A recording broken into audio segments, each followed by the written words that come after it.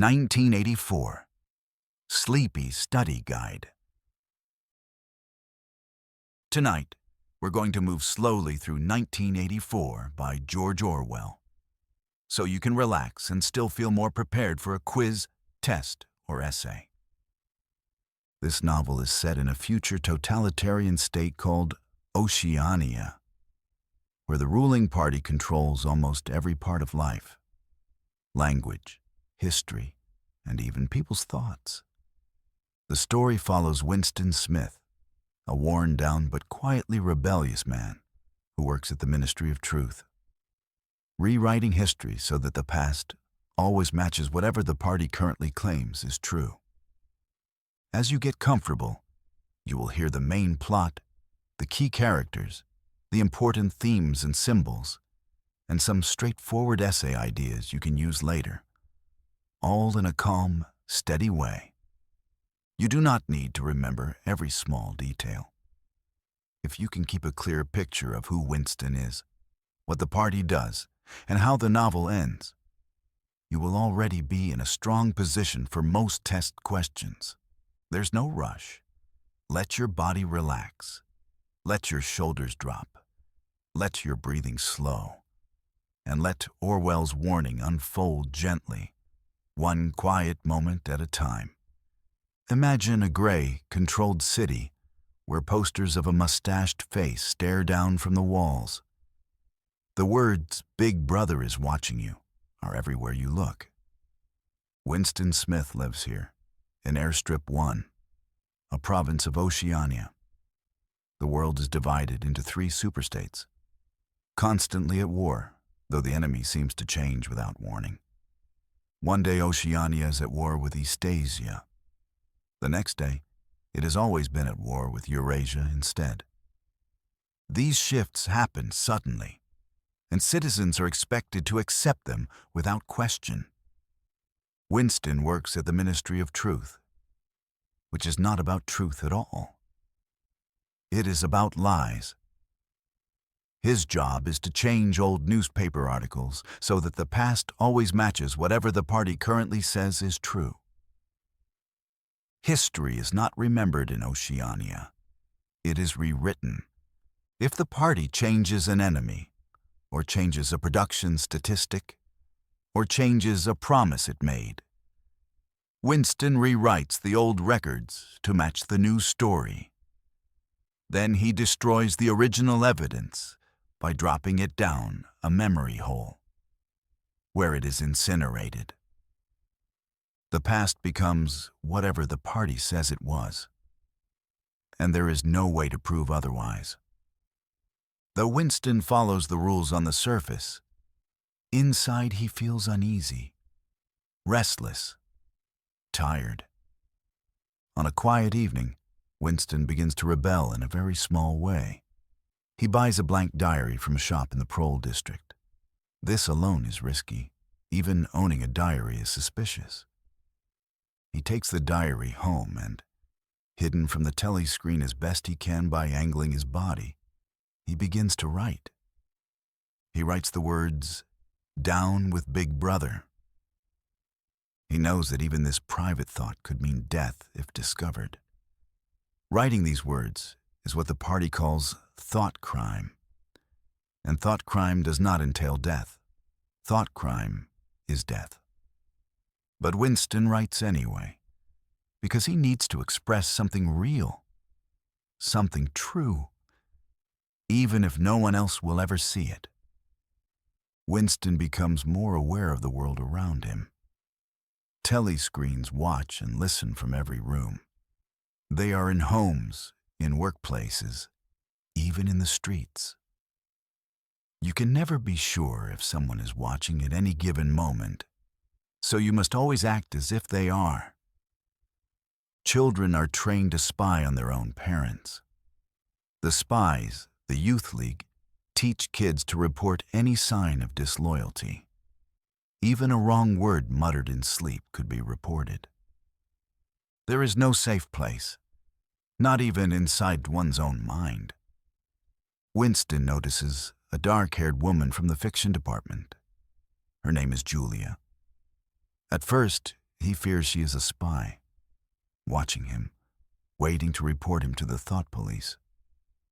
He imagines her following him. He even considers killing her in a moment of paranoia. But one day, in a corridor at the ministry, Julia slips him a note as they pass. Winston hides the note and reads it later, his heart pounding. It says simply, "I love you."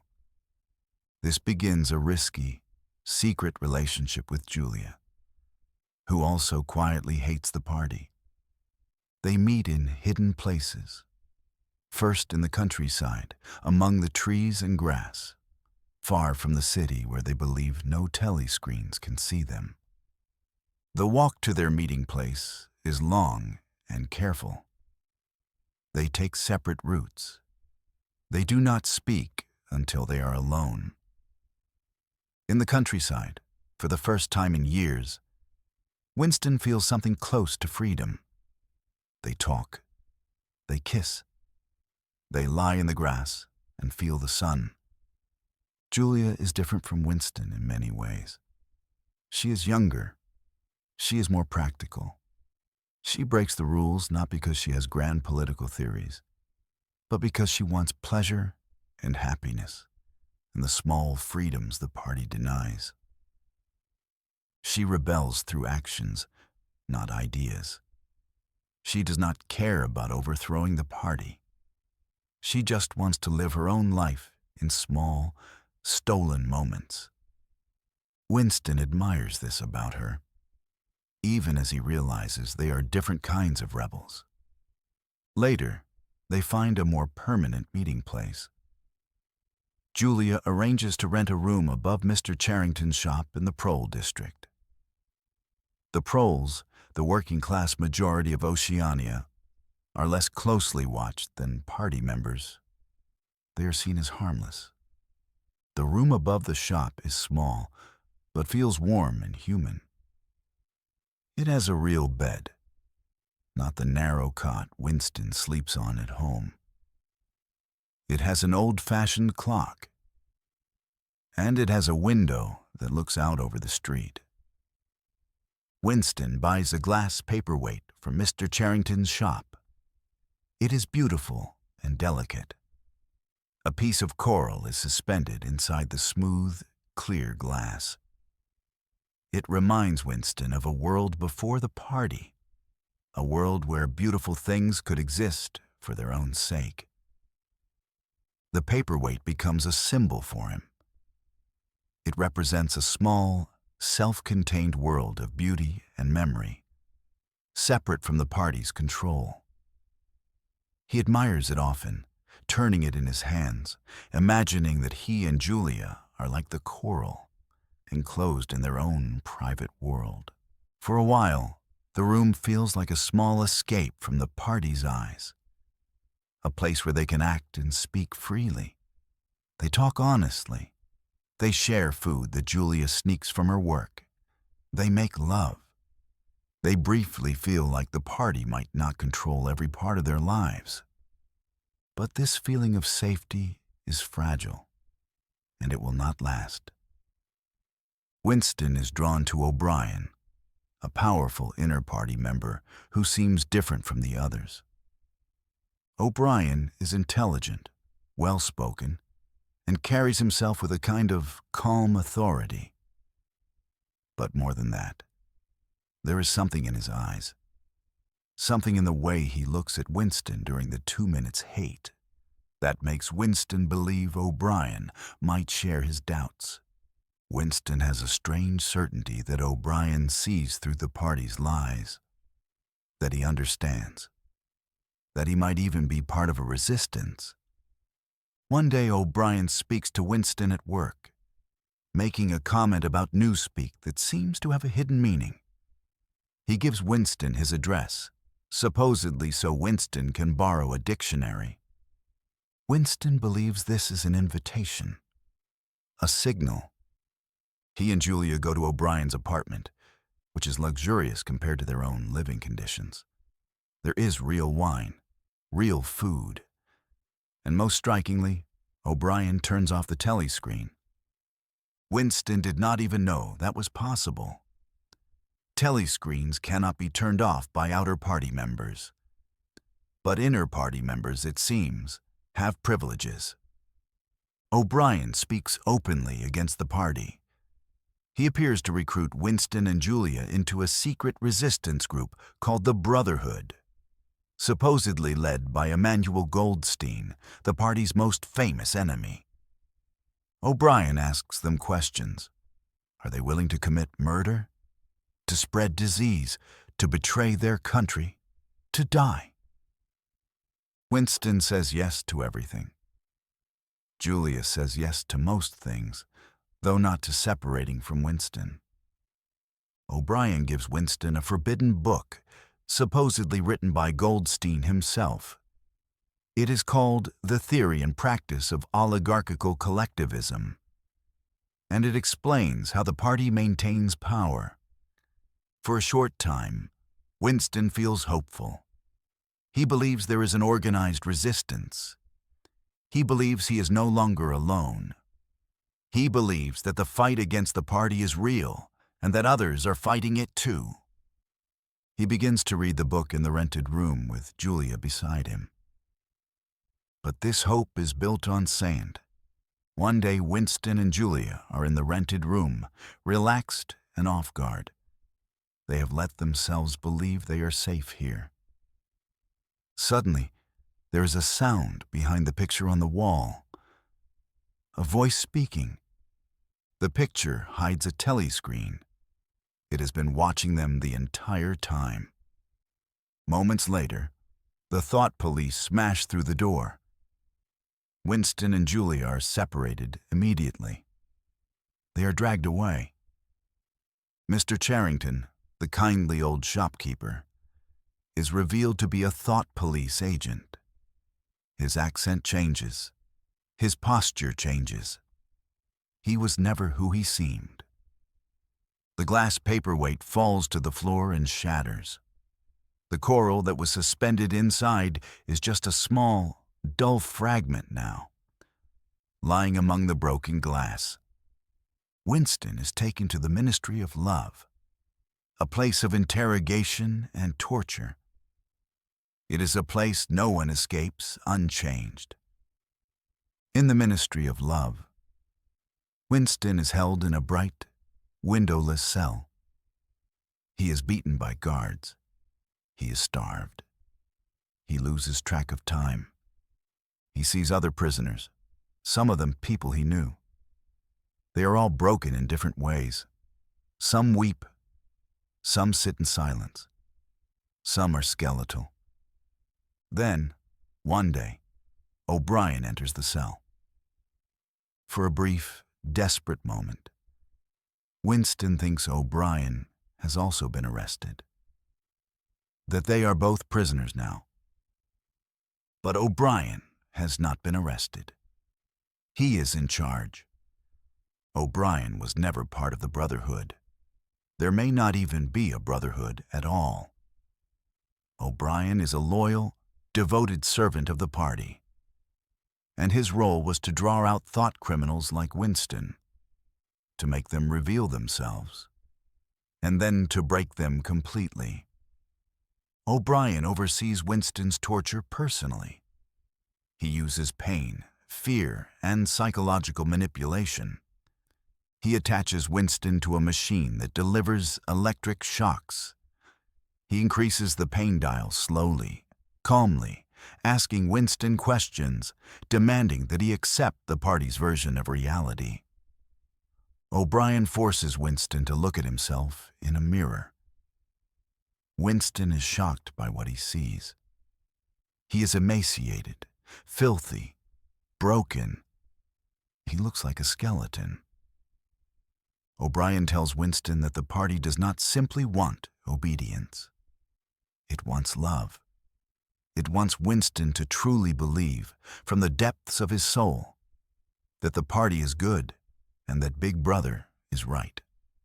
The goal is not just to make Winston obey. It is to erase who he was and replace him with someone new. someone loyal. O'Brien asks Winston how many fingers he is holding up. He holds up 4 fingers.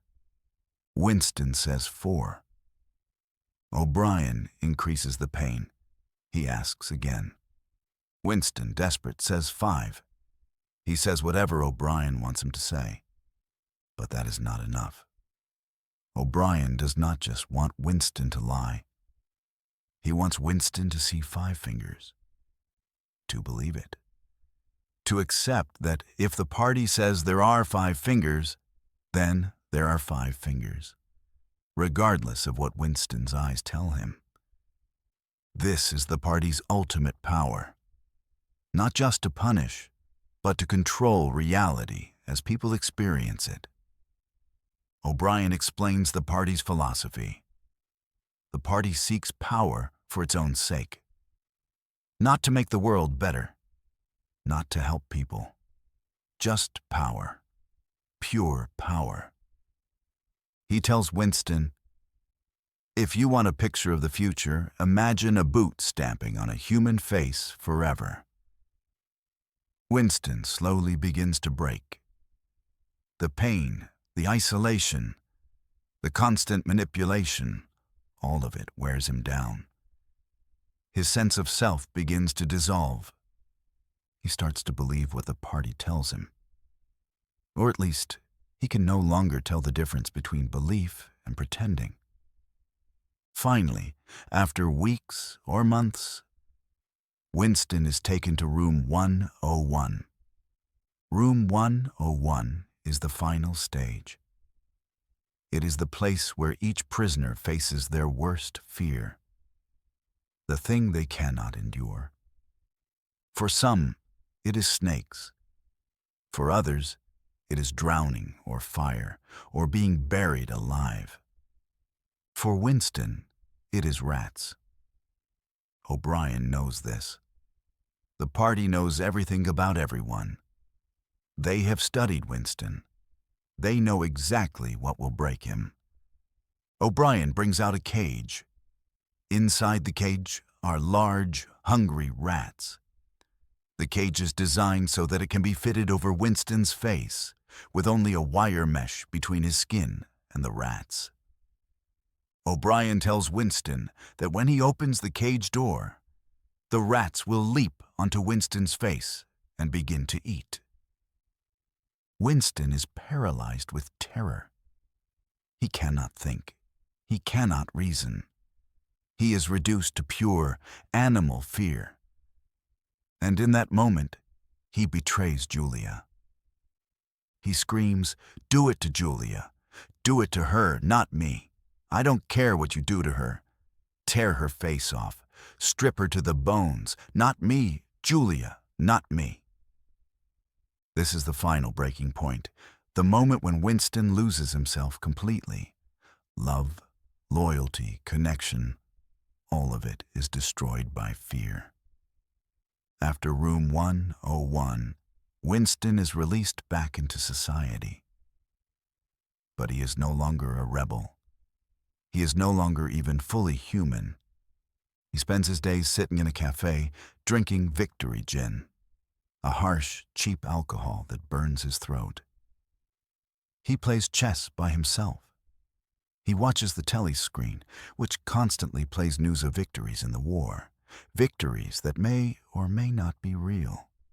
He sees Julia once, by chance, on a cold day. They speak briefly.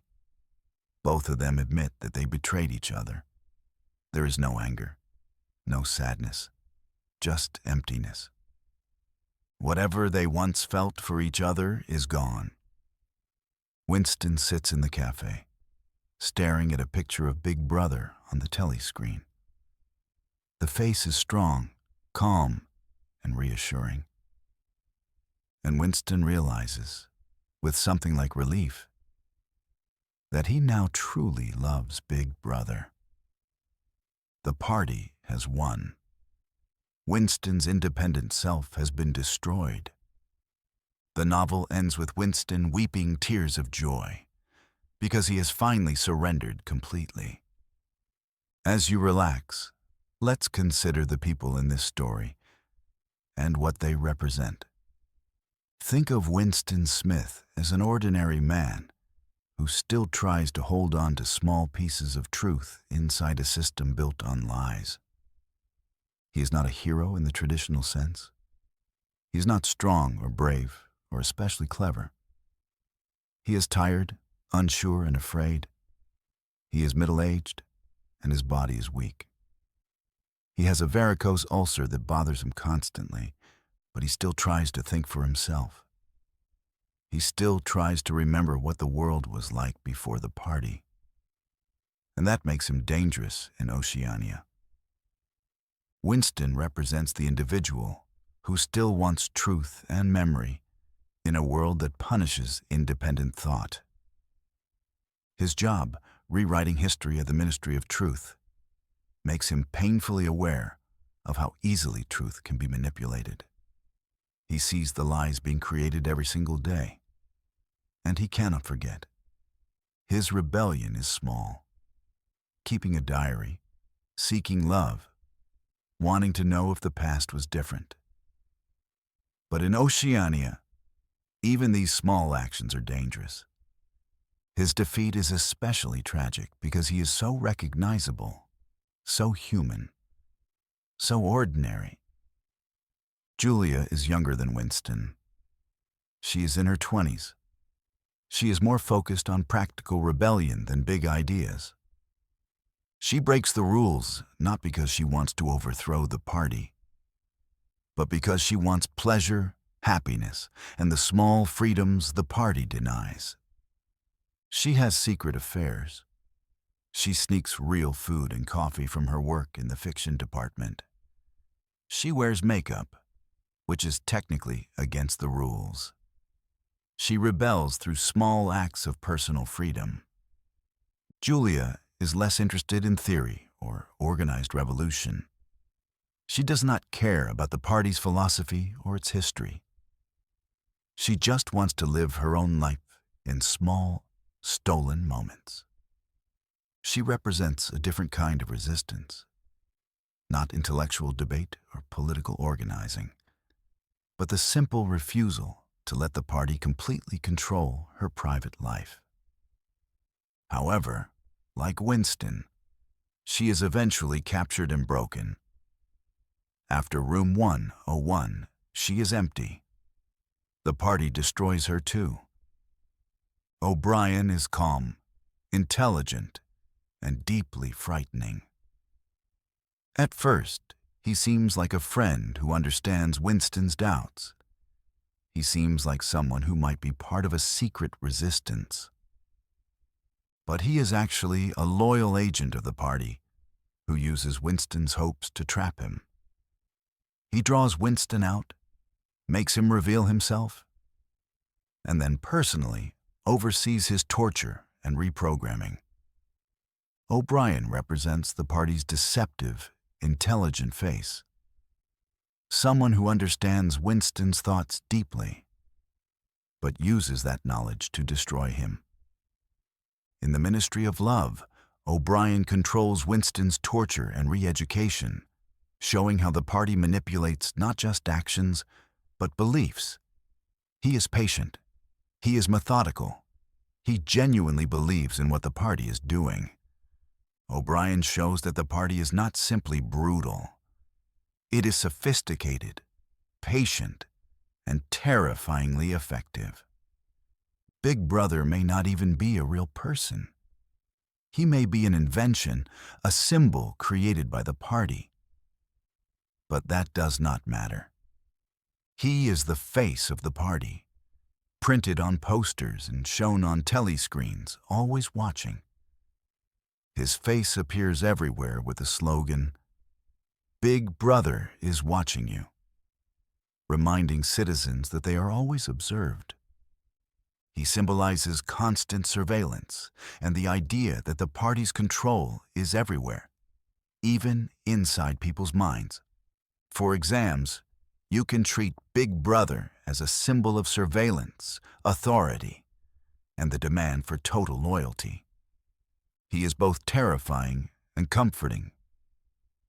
terrifying because he watches everything, comforting because he promises protection, order, and strength. The party wants citizens to love him, not just fear him. The party divides society into three groups. The inner party holds real power. They are the elite, the rulers. They live in luxury. They have access to real food, real wine, and privileges like turning off telescreens. O'Brien is a member of the inner party. The outer party, including Winston, is tightly controlled. They do the intellectual and administrative work of the state. They are watched constantly. They live in tiny apartments with bad food and no privacy. They are expected to be loyal and obedient. The proles are the working class majority, about 85% of the population. They are kept uneducated and distracted, but less closely watched. The party believes the proles are not capable of organizing or rebelling, so they are mostly left alone. This structure shows how the party maintains control. Strict discipline for those near power, neglect for those seen as harmless. Knowing this hierarchy can help you answer questions about class, control, and how the society in 1984 is organized. Winston sometimes thinks that if there is hope, it lies in the proles. They are the only group large enough and numerous enough to overthrow the party. But they are also too distracted, too uneducated, and too focused on survival to organize. Now, let your thoughts rest on the main ideas that make 1984 so important in school. One central theme is the danger of totalitarianism, a system where the government seeks total control over people's actions, words, and even thoughts. The novel warns about a government that seeks absolute control, not just over what you do, but over what you think and believe. The party does not only control what people do, it controls what they believe is real. It rewrites history. It invents enemies. It changes facts whenever it needs to. Totalitarianism is not just harsh laws or secret police. It is the complete erasure of truth, memory, and individuality. Another key theme is the control of truth and history. By constantly rewriting the past and destroying old records, the party makes it impossible to prove that it ever lied. If the party says that something never happened, then, for practical purposes, it never did. There is no evidence to contradict the party. All the old records have been destroyed. Winston's work at the Ministry of Truth shows this perfectly. He drops old documents down a memory hole, where they are destroyed forever. The past becomes whatever the party says it was. This theme connects to the party's slogan: "Who controls the past controls the future. Who controls the present controls the past." If you can change what people remember, you can control what they believe.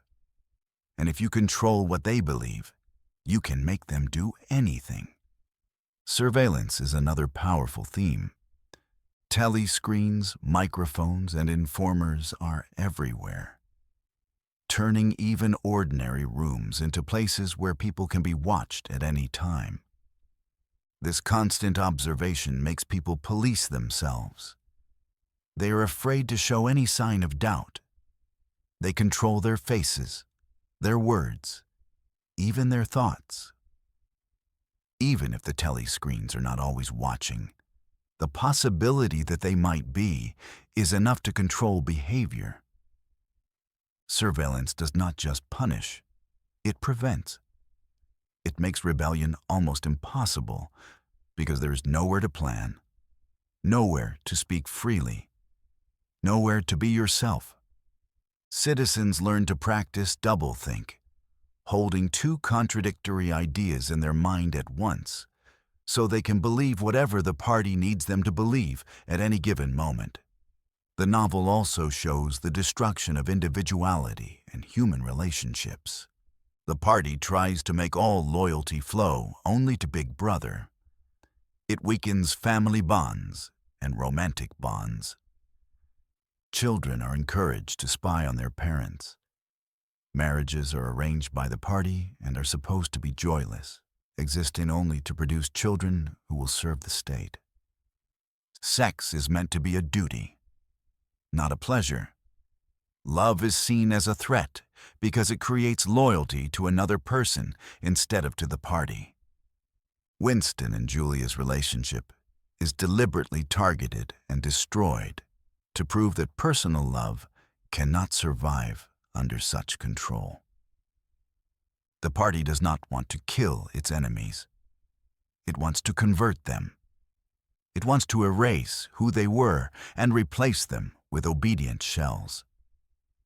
The novel also explores the limits of resistance. Winston's rebellion fails, suggesting that in a fully developed totalitarian system, an isolated individual may not be able to win. The party's power is shown as so complete that it can break both body and mind. It does not just imprison rebels, it reprograms them. By the end, Winston is not pretending to love Big Brother. He actually loves him. His rebellion has been completely erased from his mind. This is one of the most disturbing parts of the novel. The idea that even your thoughts, your feelings, your sense of self, can be controlled and destroyed by a sufficiently powerful state. Now let's consider the symbols in the novel. Big Brother and the telescreens symbolize constant surveillance and the party's claim to see everything. Big Brother's face on the posters and the ever-present telescreens remind citizens that there is no truly private space. Nowhere you can be yourself. Nowhere you can speak freely. They represent the idea that the party is always watching, always listening, always present. Newspeak is the party's controlled language, designed to reduce the range of thought by cutting out words that might allow rebellion. If you cannot say something, eventually you cannot think it either. Words like freedom and rebellion are being removed from the language. The idea is that without words to express dangerous ideas, those ideas will become impossible to think. The slogan 2 + 2 = 5 shows that the party's ultimate goal is to control reality as people experience it, forcing them to accept obvious falsehoods. It is not enough for Winston to say that 2 + 2 = 5. He must believe it. They must see 5 fingers when O'Brien holds up 4. This shows the party's ability to control not just behavior, but perception itself. The glass paperweight that Winston buys represents a small, fragile world of memory and beauty separate from the party. It is beautiful and delicate. A piece of coral is suspended inside the smooth, clear glass. It reminds Winston of a world before the party, a world where beautiful things could exist for their own sake. When it is shattered during Winston's arrest, it symbolizes the destruction of Winston's private world and his hopes. The coral that was suspended inside is just a small, dull fragment now, lying among the broken glass, just like Winston's dreams of freedom. Room 101 stands for each person's worst fear, used as a final tool to break resistance. It represents ultimate fear, the final tool used to erase resistance and identity. Everyone has a room 101. everyone has something they cannot face. And the party knows what it is. For Winston, the rats in room 101 push him to betray Julia, showing that fear can destroy even the deepest loyalty. Room 101 is where the party proves that it can reach into the most private parts of the human mind. That there is no part of you it cannot touch, no part of you it cannot control. Now, let's think gently about how you might write about this novel. Here are a few common essay angles, each with a simple thesis you can build on. A common prompt asks, how does 1984 explore the nature of power and control? Here's a gentle thesis idea you can use. In 1984, George Orwell shows that real power means controlling both people's actions and their sense of reality, as the party uses surveillance, the rewriting of history, and psychological torture to erase independent thought and make citizens accept its version of the truth. If you write this essay, you can write about how the party doesn't just punish people. It changes what they believe is true. You can support this thesis with several key examples. First, Winston's job at the Ministry of Truth, where he constantly rewrites history to match the party's current claims. Second, the telescreens and the thought police, which create constant surveillance and make people police themselves. Third, O'Brien forcing Winston to accept that 2 + 2 = 5, showing that the party can control even basic perception and logic. Each of these examples shows a different way the party controls reality. Another prompt might ask, how does the party use language and history to maintain control? Here's a thesis idea. Orwell suggests that whoever controls language and history controls the future, showing through Newspeak, Winston's work altering records, and the slogan, "Who controls the past controls the future." That limiting words and rewriting the past make independent thinking almost impossible. You can focus on Newspeak and Winston's work at the Ministry of Truth, explaining how shrinking vocabulary and rewriting the past shrink the space for independent thought. If you can't say something, eventually you can't think it either. Key evidence you can use includes Newspeak's goal of eliminating words like freedom and rebellion, Winston destroying documents after changing them, and O'Brien explaining that the party decides what is real. A third type of prompt asks, what does Winston's fate suggest about the possibility of resisting a totalitarian state? Here's a gentle thesis. Winston's brief rebellion and final surrender in room 101 suggest that in a fully totalitarian system, isolated individual resistance is not enough. Because the party can break the body, twist the mind, and turn even love into betrayal. This essay lets you explore Winston's attempts to rebel, his hope in O'Brien and the Brotherhood, and his final, complete defeat. You might mention Winston's diary and secret relationship as early resistance, his hope in the Brotherhood and his belief that he was joining an organized movement, and his betrayal of Julia under the fear of rats, which shows that fear can destroy even the deepest loyalty. You can argue that Orwell shows that isolated resistance cannot survive in a fully totalitarian system, where fear and psychological control overpower individual will. The ending, where Winston loves Big Brother, suggests that the party's victory is complete, not just physical, but psychological. A fourth type of question asks you to analyze one or two key symbols and how they support a theme in 1984. Here's a possible thesis. Symbols like the telescreens, the glass paperweight, and Room 101 reinforce Orwell's warning about totalitarianism, showing constant surveillance, the fragility of personal memory, and the terrifying power of the state to use fear to destroy the self. If you write this essay, focus on one or two symbols in depth. Explain what they represent. Connect them to the novel's larger themes. Show how they illustrate the party's power and Winston's defeat.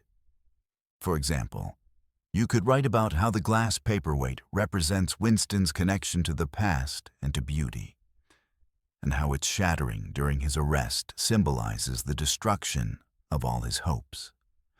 Or you could write about Room 101 and how it shows that the party can reach into the most private parts of the human mind, using each person's unique fears to break them completely.